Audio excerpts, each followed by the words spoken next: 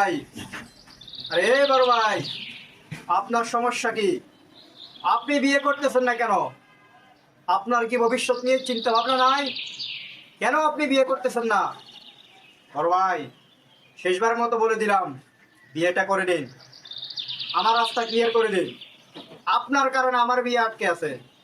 তাই ভালো ভালো বলছি বড় ভাই, রাস্তা ক্লিয়ার করে দিন। ভালো ভালো বলছি, আমার বিয়ে করে নিন। আপনার কি জীবন নিয়ে কোনো আকর্ষণ নাই?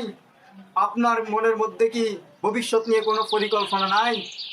যদি থাকে তাহলে বিয়েটা তাড়াতাড়ি করে নিন বড় ভাই। আমি আর বলবো না বড় ভাই, অনেক রিকোয়েস্ট করেছি, আর কোনো রিকোয়েস্ট নাই। এবার সরাসরি ডাইরেক্ট অ্যাকশনে যাব বড় ভাই। আমি আপনাকে বলে দিচ্ছি বড় ভাই, কথা রাখেন। নিজের মান সম্মান নষ্ট হওয়ার আগে বিয়ে করে নিন বড় ভাই।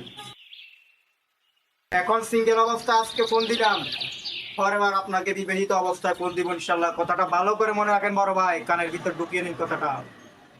আল্লাহ হাফেজ।